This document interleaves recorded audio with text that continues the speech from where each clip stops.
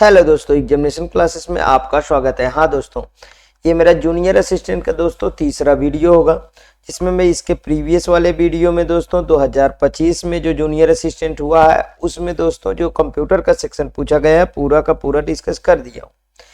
ये दोस्तों ये पेपर 2023 का है जिसमें कंप्यूटर पूछा गया है, उसको आज की सीरीज में मैं चलाऊंगा। आप पहले समझ लीजिए कि जूनियर असिस्टेंट कब कब हुआ है और किस में कंप्यूटर पूछा गया है। ठीक है, ये समझना बहुत ही जरूरी है। तो सबसे पहले समझ लीजिए, देखिए यहाँ 2025 से स्टार्ट करूंगा। ठीक है, जूनियर असिस्टेंट 29/6/2025 को हुआ है। इस पेपर में कंप्यूटर पूछा गया है। ठीक है, इसमें कंप्यूटर पूछा गया था। इसके पहले 19/1/2025 को हुआ है, इसमें कंप्यूटर नहीं पूछा गया है। ठीक है, इसके फिर एक और पहले दोस्तों 27/8/2023 को पेपर हुआ है, ये जो आज मैं डिस्कस करूंगा, इसमें दोस्तों कंप्यूटर पूछा गया है। ठीक है, तो मतलब आज का जो मेरा सेट है वो है दोस्तों 2023 का।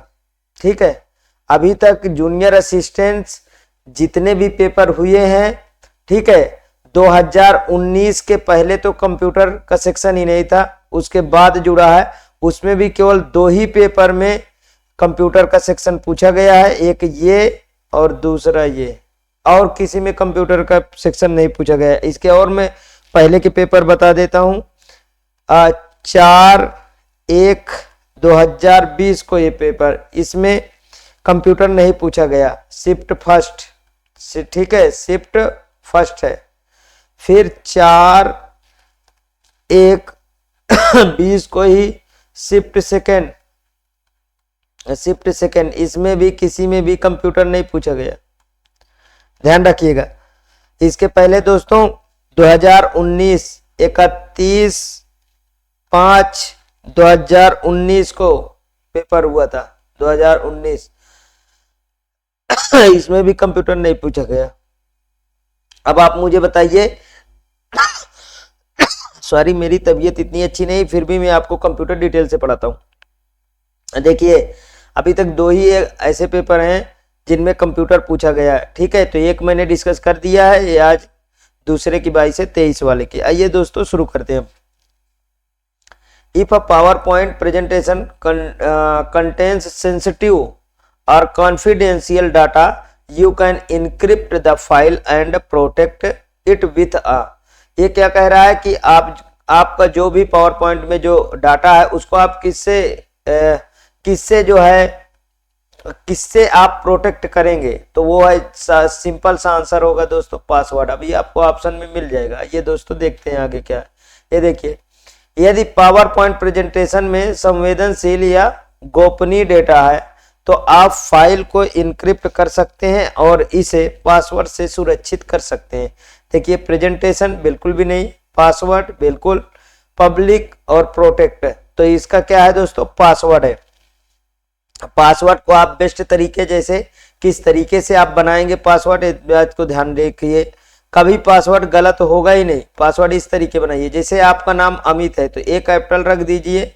ठीक है, अमित @ आप 1 2 3 लगा लीजिए। आपकी डेट आप जैसे 1995 तो 1995 लगा लीजिए। ये देखिए, ये बेस्ट तरीका है आपका पासवर्ड बनाने का।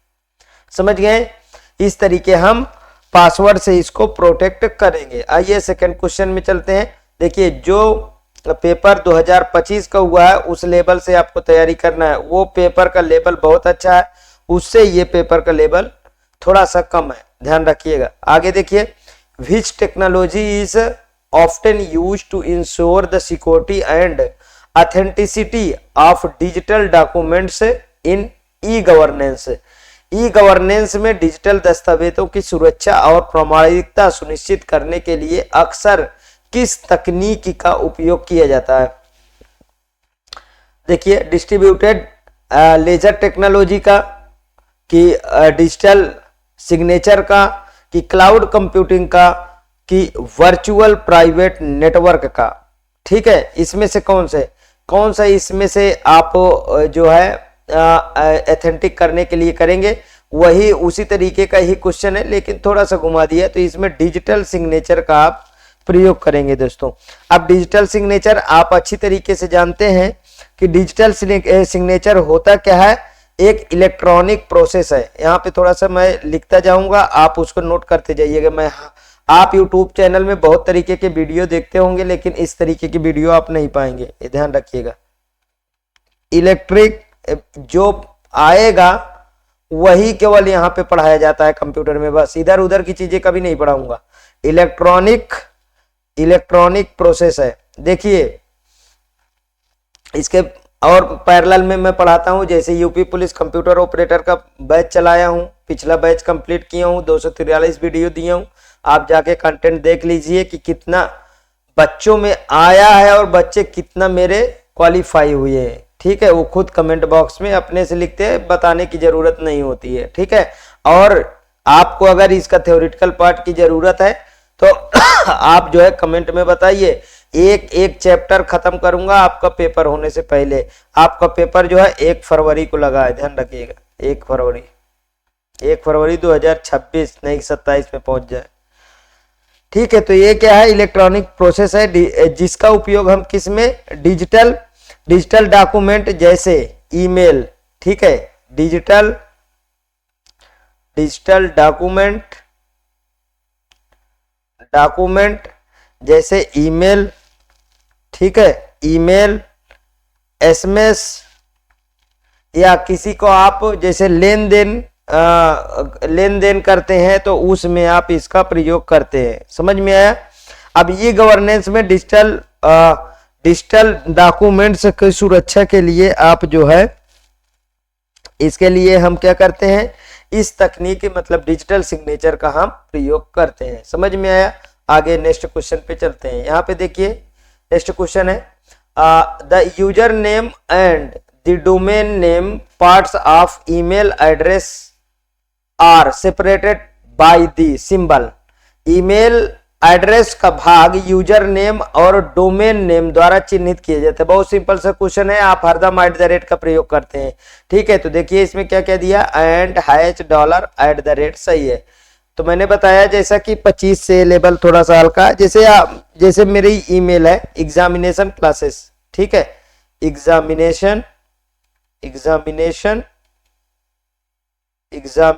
क्लासेस। ठीक है, एग्जामिनेशन क्लासेस @gmail.com। तो अब यहाँ पे बताइए, ये तो आपका यूजर नेम हुआ और ये डोमेन नेम हुआ, इसको सेपरेट काहे से किए, आप @ से ही तो किए। समझ में आया। तो इस तरीके से आपको समझना होगा। ठीक, नेक्स्ट क्वेश्चन पे चलते हैं। अ कंप्यूटर्स सीपीयू का full form central processing unit, पहले जान लीजिए। Central processing unit. ठीक है, consist of the millions of tiny switches called. Computer के सीपीयू में लाखों बहुत छोटे स्विच होते हैं जिन्हें कहा जाता है ट्रांजिस्टर कहा जाता है, बिट्स कहा जाता है, रजिस्टर कहा जाता है कि बाइट्स कहा जाता है। बहुत अच्छा क्वेश्चन है, उसे हम ट्रांजिस्टर कहते हैं। ठीक है, समझ में आया।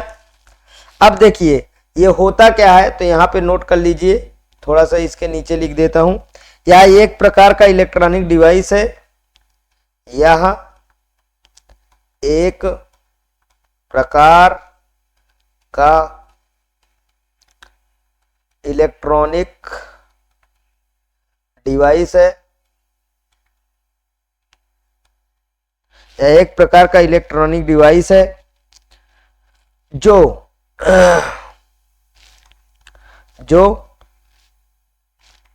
विद्युतीय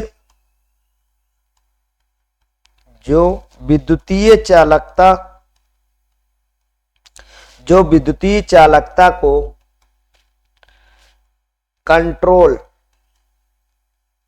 कंट्रोल करने के लिए उपयोग किया जाता है। कंट्रोल करने के लिए उपयोग किया जाता है। समझ में, ये रहा आपका इसका आंसर। आइए दोस्तों नेक्स्ट क्वेश्चन पे चलते हैं। देखिए, द के means algorithm is an algorithm. के मीन्स एल्गोरिथम एक एल्गोरिथम है। कैसा एल्गोरिथम है के मीन्स? सेमी सुपरवाइज लर्निंग नहीं दोस्तों, सुपरवाइज लर्निंग बिल्कुल नहीं, रेनफोर्समेंट लर्निंग है नहीं, अनसुपरवाइज लर्निंग बिल्कुल डी आपका करेक्ट आंसर होगा। देखिए, अब हम के मीन्स एल्गोरिथम के बारे में समझेंगे। इसको आप लिख लीजिए, थोड़ी सी एक चीज, थोड़ी सी इसकी भी डिफिनेशन। के मीन्स एक मतलब एक समूह, ठीक है, एक समूह कहिए, एक समूह में डेटा को वर्गीकृत करता है, ठीक है, डेटा को वर्गीकृत करने के लिए एक मशीन लर्निंग एल्गोरिथम है, ठीक है, करने के लिए एक मशीन लर्निंग एल्गोरिथम है, ठीक है, एल्गोरिथम है। और इसमें डेटा समूहों में विभाजित हो जाता है, ध्यान रखिएगा, आप थोड़ा थोड़ा लिख देता हूं। इसमें डेटा समूहों में क्या हो जाता है दोस्तों? विभाजित हो जाता है, समूहों में विभाजित हो जाता है, या एक अनसुपरवाइज लर्निंग एल्गोरिथम होता है, ठीक, समझ में? आगे चलते हैं। Which feature of the word processing software such as the Microsoft Word enables the creation of a table of contents based on document heading? Microsoft word जैसे वर्ड प्रोसेसिंग सॉफ्टवेयर की कौन सी विशेषता दस्तावेज शीर्षकों के आधार पर अंतर वस्तु कंटेंट की तालिका बनाने में सक्षम होती है? तो देखिए, स्पेलिंग एंड ग्रामर का अगर शॉर्टकट बोले तो CTRL प्लस F7, ध्यान रखिएगा, ठीक है। इससे स्पेलिंग, एक स्पेलिंग रेड है, इधर सुनिए, स्पेलिंग में ऐसे भी आता है और एक ग्रीन आता है, तो ये बताइए ये दोनों क्या है?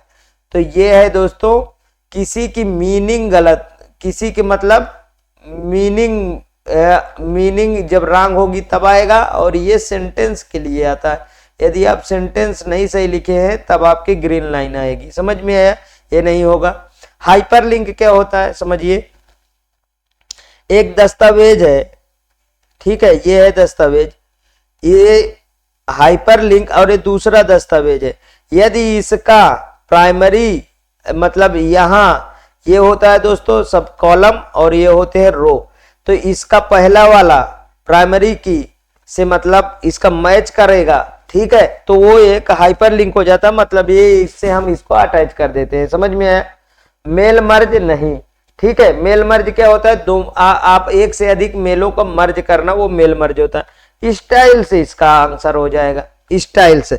अब स्टाइल्स में क्या होता है उसे समझिए, आपकी स्टाइल्स में क्या होता है। देखिए,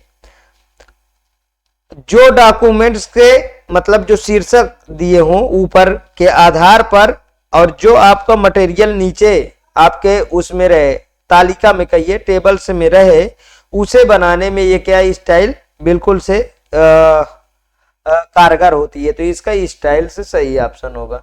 नेक्स्ट,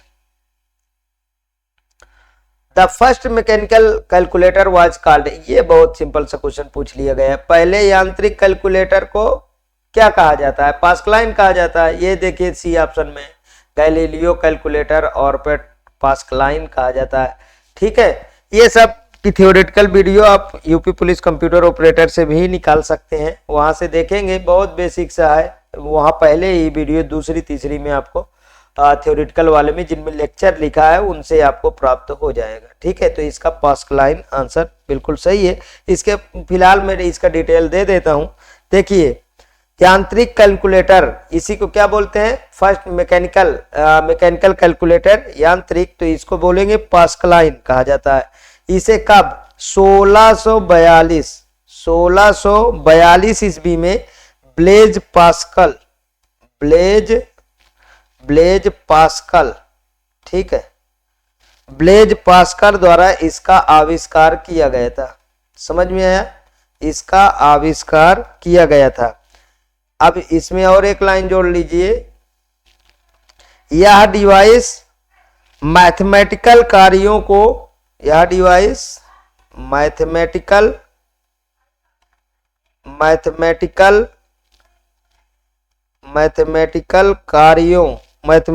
कार्यों को सुगम कहिए, ठीक है, सुगम बनाने के लिए डिजाइन किया गया था, सुगम बनाने के लिए डिजाइन किया गया था, डिजाइन किया गया था। समझ में आ गया पास्कल लाइनअप कि कौन बनाया है? ब्लेज पास्कल साहब ने बनाया है। कब बनाया है? 1642 ईस्वी में बनाया है। समझ में आया? नेक्स्ट क्वेश्चन पे चलते हैं। In Microsoft Excel which functions removes all non printable characters from text. Microsoft Excel में कौन सा फंक्शन टेक्स्ट से सभी गैर मुद्रण योग्य कैरेक्टर प्रसंगितकों को हटा देता है? Nested if, clean, if error की इफ, बताएं कौन सा सही है? तो इसका बी ऑप्शन बिल्कुल सही है, क्लीन, ठीक है, क्लीन। माइक्रोसॉफ्ट एक्सेल में क्लीन एक फंक्शन है, ठीक है, जो सभी गैर मुद्रण योग्य कैरेक्टर को क्या करता है? हटा देता है, ठीक है। इसका मैं सिंटैक्स लिख देता हूं, तो इसका सिंटैक्स किस तरीके का होगा वो समझ लीजिए। सिंटैक्स होगा इसका क्लीन, क्लीन, ये क्या है दोस्तों? टेक्स्ट आपका है, ठीक है, इस तरीके आपको लिखना रहेगा। Next question, which email service is operated by Microsoft. Microsoft द्वारा दी गई ईमेल सेवा संचालित की जाती है।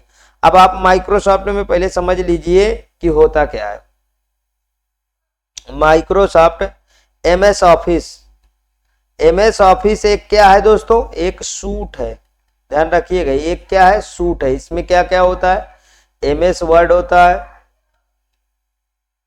एमएस वर्ड होता है, एमएस एक्सेल होता है, एमएस एक्सेल होता है, एमएस पीपीटी होता है, एमएस पीपीटी मतलब पावर पॉइंट प्रेजेंटेशन होता है, ठीक है, एमएस एक्सेस होता है और एमएस आउटलुक होता है। 6 चीजें मेन पाई जाती है, ठीक है।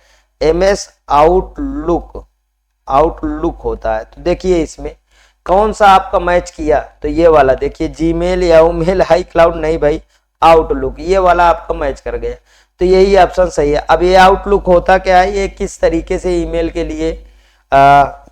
लिए काम करता है, इसको समझिए। देखिए माइक्रोसॉफ्ट जो आउटलुक है ये एक तरीके से ईमेल सेवा ही प्रदान करता है, ठीक है। ईमेल सेवा को क्या करता है? ये ईमेल सेवा संचालित करता है, ठीक है। माइक्रोसॉफ्ट आउटलुक माइक्रोसॉफ्ट का एक मतलब पर्सनल मतलब व्यक्तिगत सूचना प्रबंधक सॉफ्टवेयर है, ध्यान रखिएगा, ठीक है। इसका उपयोग मुख्य रूप से जो व्यापारी होते हैं ना, व्यापारी, ठीक है, व्यवसायों, लिख लीजिए, व्यवसायों के लिए एक ईमेल क्लाइंट के रूप में इसका ये लोकप्रिय है।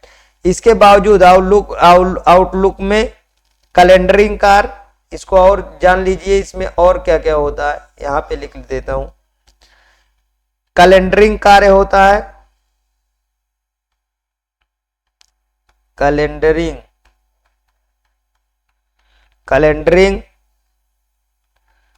कार्य मैनेजमेंट या कार्य प्रबंधन लिख देता हूं, कार्य प्रबंधन, ठीक है। और क्या है? संपर्क प्रबंधन में भी आएगा, ठीक है। नोट टेकिंग इसमें आएगा। जर्नल लर्निंग इसी में आएगा, किसमें? जनरल लर्निंग, ठीक है, जर्नल लॉगिंग, ठीक है, इसी में आएगा। और एक और लिख लीजिए आप, वेब ब्राउजर, वेब ब्राउजिंग, ठीक है, जैसे कार्य इसमें शामिल है, ये सब कार्य किए जाते हैं। अब चलें आगे बढ़े नेक्स्ट क्वेश्चन पे। What is the term for a cyber security attacks that the targets multiple interconnected devices simultaneously to create a large scale attack network? Cyber सुरक्षा हमले के लिए क्या शब्द है जो बड़े पैमाने पर अटैक नेटवर्क बनाने के लिए एक साथ कई परस्पर जुड़े उपकरणों को क्या करता है, लक्षित करता है? ठीक है, वो कौन सा होगा? जीरो डे अटैक है कि डीडॉस अटैक है, डेनियल ऑफ सर्विस, ठीक है, कि स्प्रेड फिशिंग अटैक है, कि बॉटनेट? दोस्तों ये बॉटनेट अटैक होता है, ध्यान रखिएगा। अब बॉटनेट अटैक के बारे में समझेंगे। बॉटनेट अटैक एक क्या है? साइबर अटैक है। इसी का दूसरा नाम क्या है? Cyber attack.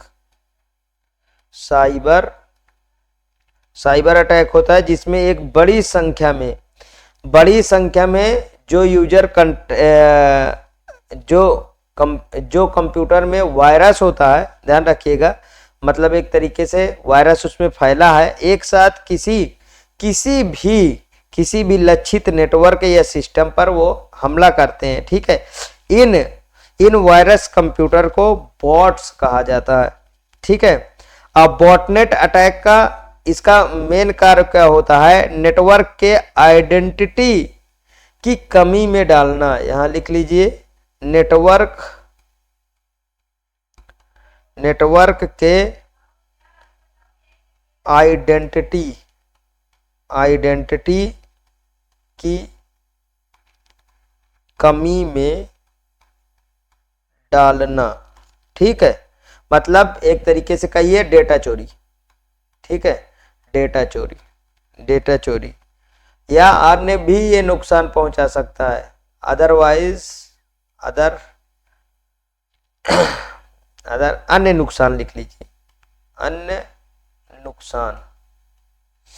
नुकसान भी ये पहुंचा सकता है, तो उसे कहते हैं बॉटनेट। ध्यान रखिएगा, यहाँ क्या लिखा है, ध्यान रखिएगा। What is the time of cyber security attack that target multiple interconnected devices simultaneously to create large scale attack? हाँ बिल्कुल सही है, बॉटनेट होगा, ठीक। नेक्स्ट क्वेश्चन पे चले।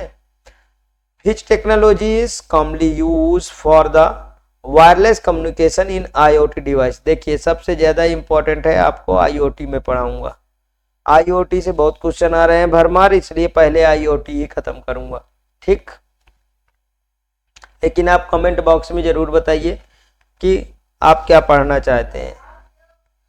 IoT उपकरणों में वायरलेस संचार के लिए आमतौर पर किस तकनीकी का उपयोग किया जाता है? फाइबर ऑप्टिक, अरे भाई ब्लूटूथ का IoT से नजदीक की चीजें जोड़ी जाती हैं इस तरीके, ध्यान रखिएगा। तो किससे? ब्लूटूथ से इसको जोड़ा जाता है। USB ईथरनेट नहीं, ब्लूटूथ से, ठीक है। तो इसका ब्लूटूथ बिल्कुल करेक्ट ऑप्शन होगा, ब्लूटूथ, ठीक।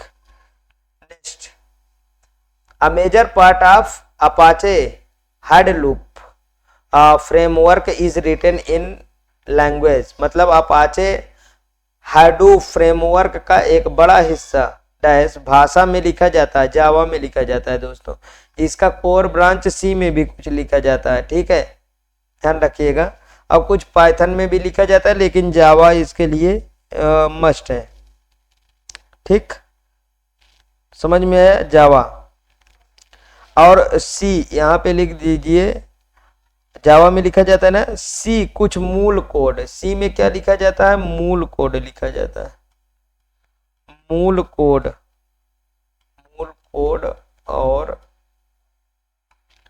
और कमांड लाइन जो है उपयोगिताओं के सेल स्क्रिप्ट के रूप में लिखा जाता है, और बाकी जावा में लिखा जाता है। नेक्स्ट देखिए, लैंग्वेज से आ रहा है ना question. Which of the given language is not commonly used for the implementing AI application?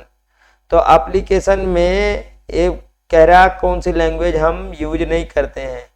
AI application को लागू करने के लिए दी गई भाषाओं में से कौन सी भाषा आमतौर पे उपयोग नहीं की जा रही है तो नहीं में ही आपको आंसर देना है। पाइथन प्रयोग की जाती है, लिस्प प्रयोग की जाती है, प्रोलॉग इस प्रयोग किया, पर्ल कभी नहीं है इसमें प्रयोग की जाती है। अब किस तरीके से कौन सी लैंग्वेज कितनी कारगर है उसको समझिए। देखिए, अगर मैं इसमें सबसे ज्यादा बात करूं तो हम जो है जो एआई का कोडिंग का प्रयोग करते हैं वो लिस्प और प्रोलॉग, ठीक है, लिस्प और प्रोलॉग, इन भाषाओं का हम बेरहमी से उपयोग करते हैं एआई में, ठीक है। और इसके बाद सेकंड नंबर पे, पहला नंबर, दूसरा नंबर पे हम पाइथन को ले लेते हैं। पाइथन का उपयोग भी एआई में होता है, ध्यान रखिए। Next question, what is the primary purpose of hashtag in social media? Social media में हैशटैग का प्राथमिक उद्देश्य क्या है? हैशटैग, ध्यान रखिएगा, हैशटैग आप बहुत जगह लगाते हैं, ठीक। तो जैसे यूट्यूब हुआ, फेसबुक हुआ, इंस्टाग्राम हुआ, सब जगह आप हैशटैग का प्रयोग करते हैं। अब उसके बारे में हम समझते हैं। To identify the author of a post, to mark keywords और topic for easy searchability, to categorize post based on their sentiment, post को उनकी भावना के आधार पर वर्गीकृत करना, कि टू इंडिकेट सार्कास्म और आयरनी इन अ पोस्ट, किसी पोस्ट में व्यंग्य या विडंबना दर्शाने के लिए। तो ये सोशल मीडिया में हैशटैग क्यों उपयोग किया जाता है?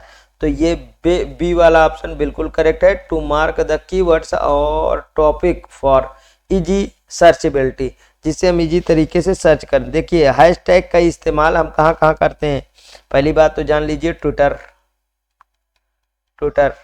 का नाम दूसरा क्या है, ये उसका लोगो है, एक्स हो गया है, ट्विटर। फेसबुक हुआ, इंस्टाग्राम, ये सब नोट करिए, इंस्टाग्राम, ये सब साइडों में हम ज्यादा प्रयोग। यूट्यूब लिख लीजिए, यूट्यूब।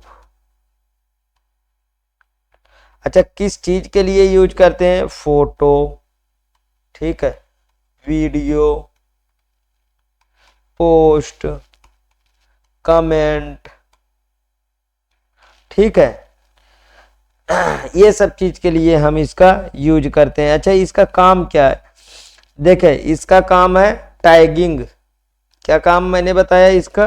टैगिंग, ठीक है, टैगिंग, ये टैगिंग करता है। टैगिंग क्या है? अगर आप अपनी किसी पोस्ट, इवेंट, मैसेज आगे हैशटैग लगा देंगे तो यह उस हैशटैग पर क्लिक करते ही उस पोस्ट से जुड़ी सारी जानकारी आपको प्रोवाइड कर देगा। समझ में आया? ये है हैशटैग का मतलब। नेक्स्ट चलते हैं। देखिए, the inventor of the world wide web, कल के क्वेश्चन में मैंने ये सब चीजें बताया था, ठीक है। वर्ल्ड वाइड वेब का इन्वेंशन कौन है, मतलब आविष्कारक कौन है? तो टिम बर्नर्ली, पहला ही आपसे सही हो रहा है। Tim Cook, Mark Zuckerberg, Bill Gates नहीं। देखिए, इन्होंने खोज क्या किया था, इसको समझिए। इन्होंने वेब ब्राउजर, ये जो आपके सामने www है, वर्ल्ड वाइड वेब, इसको हम ऐसे 3 ठो मिलता है ना, वेब ब्राउजर की इन्होंने खोज किया। अब मेन कारण है, देखिए, वर्ल्ड वाइड वेब का आविष्कार टिम बर्नर ने किया। या हाइपरलिंक के माध्यम से परस्पर जुड़ी हुई सूचनाओं को उनका एक तरीके से क्या कहिए समूह है, जिसे हम वेब ब्राउजर की सहायता से इंटरनेट पर प्राप्त करते हैं। किसकी सहायता से? वेब ब्राउजर की सहायता से इंटरनेट पर प्राप्त करते हैं। जो भी आप सर्च करेंगे, ध्यान, यहाँ जैसे सर्च करेंगे वो आप प्राप्त करेंगे। ये रहा दोस्तों आपका कंप्यूटर का ये भी सेक्शन मैंने कंप्लीट किया। अब ये 2 पेपर हैं और 2 पेपर ये 2023 का है तो कम हार्ड है, 2025 का बहुत लेवल में क्वेश्चन पूछा गया है, इससे दुगुना हार्ड है। ठीक है, तो उस हिसाब से हमको तैयारी करना है, पूरा कवर कोर्स जो है कंप्लीट करना है। और जो लोग पढ़ाते हैं दोस्तों, वो सब कहीं कुछ नहीं आ रहा। दोनों पेपर का मैंने एनालिसिस कर दिया अच्छी तरीके से, आपके सामने डिस्कस कर दिया। हाँ, यदि आपको ये अच्छा लगे तो प्लीज़ और प्लीज़ मेरे एग्जामिनेशन चैनल को आप सब्सक्राइब करिए, वीडियो को लाइक करिए, ज़्यादा से ज़्यादा दोस्तों में शेयर करिए, अपनी प्रतिक्रिया कमेंट बॉक्स में ज़रूर दीजिए। हाँ, कमेंट में ज़रूर बताइए कि किस तरीके से मैं आपका सिलेबस, कौन कौन टॉपिक लेके, कौन आपको नहीं समझ में आता है, उन्हीं को मैं पहले डिस्कस करता हूँ। एक तो देखिए मेमोरी सबसे पहले उठाऊंगा, क्योंकि मेमोरी से कल वाले में 2-3 क्वेश्चन देखने को मिल गए थे। ठीक है, ओके दोस्तों, थैंक यू।